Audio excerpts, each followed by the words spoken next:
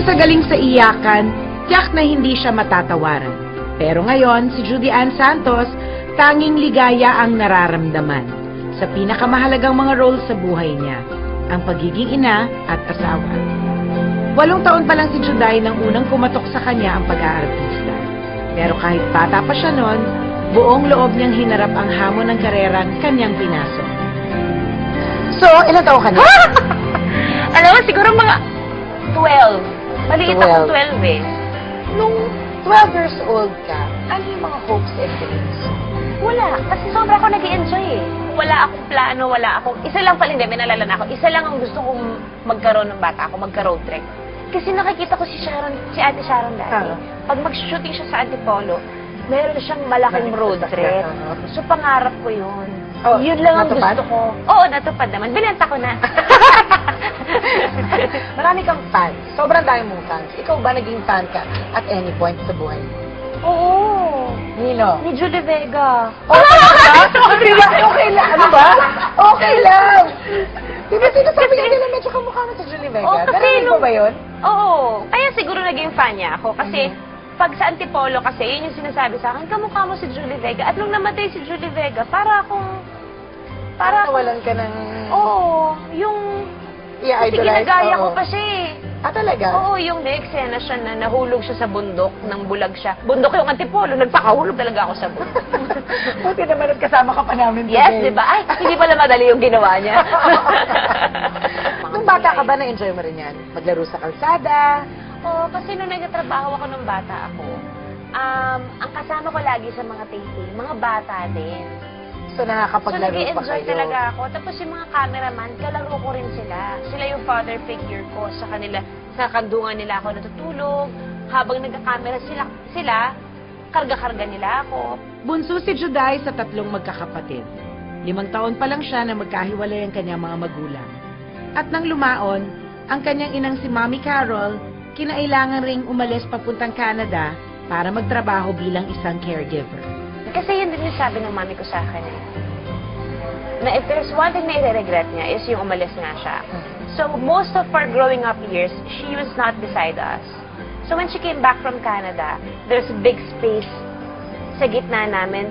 Yan yung sobrang malapit sa akin.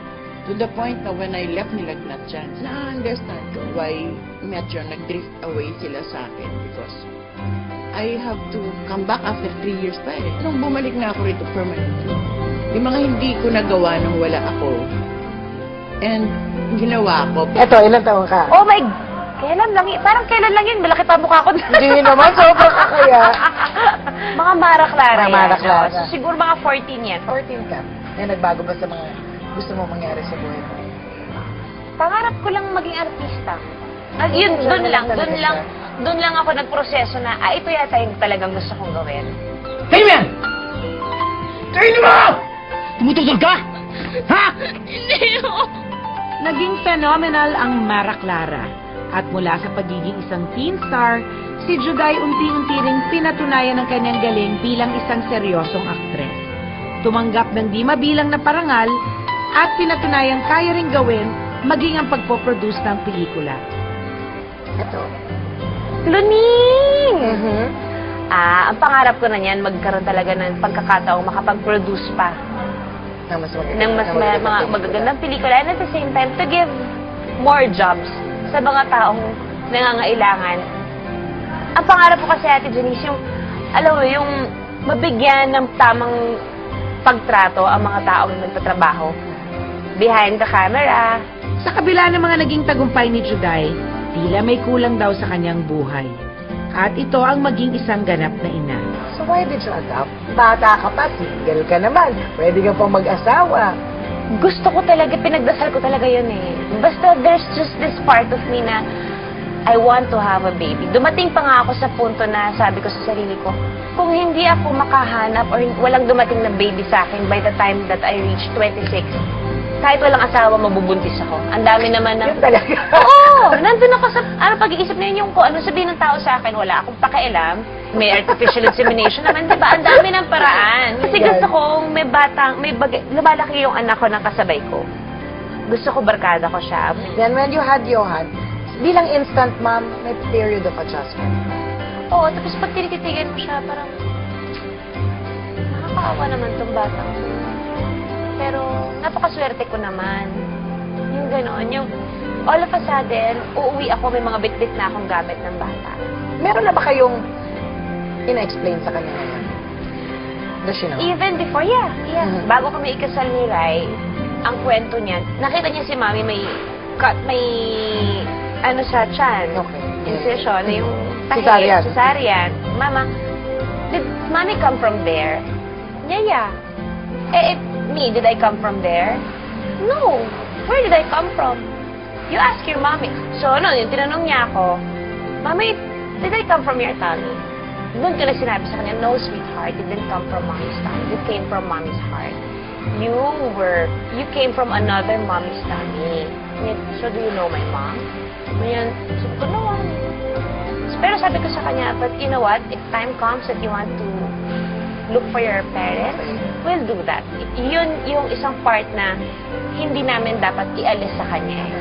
Kasi, di ba, baka sa kalaunan, bato niya sa amin na, hindi niyo man lang ako bigyan ng chance na makilala yung tunay ko mga magulang. At saka parang, naiisip ko, bakit pa kailangan itago sa kanya? She will know it eventually. And mas masakit sa akin kung malalaman niya sa ibang tao. Tapos iba pa yung paraan ng pagkakasabi sa kanya na, ay nako, alam mo ba, ampon ka lang. At saka mas magaan para sa'yo, di ba? Mas magaan siyang dalhin. Pero, habang lumalaki siya, nag-iiba yung bigat ng dating ng mga tanong Kasi niya. natanggap na niya. Kung minsan dumarating na ako sa punto na hindi ko siya masagot agad kasi naiiyak ako. Let's talk about it later when we get home. Kasi kailangan ko muna mag-compose ng Mag-isip. tamang Mhm. mga words na sasabihin sa kanya na hindi magmumukhang dinideny ko siya or You know, dinideny ko siya sa magulang. Mula sa pagiging isang ina, buong puso ring tinanggap ni Juday ang hamon ng pagiging asawa kay Ryan Agoncillo. Matapos ang 4 na taong pagiging magkarelasyon, mula nang magkatrabaho sila sa Kristala, noong 2009 ay napagpasyahan nilang magpakasal na. Never naging issue sa inyo na okay, pag nag-asawa na tayo, maybe it's time you take a break, it's time you lay low. Wala. He would always give me that choice. If you want to go on a break, Okay lang. it's okay. Just let me know para magtatrabaho ako ng bonggang-bongga.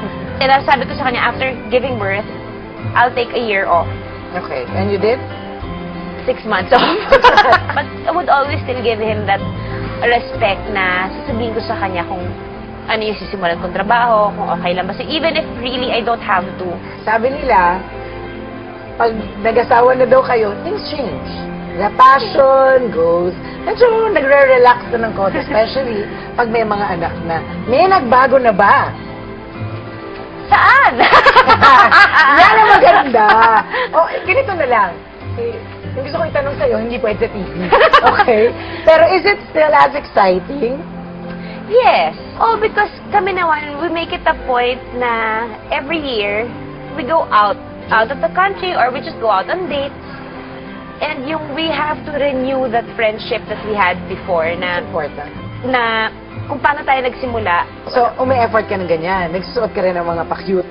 Yung mga pa-cute, yung mga Ay, hindi ko pa-konti. aaminin. Alam mo yun? Susunod sa aking Showbiz Inside Report. Kumusta silang dalawa ni Rachel? Let's tell us. You and Ryan still have plans? Pangatlo?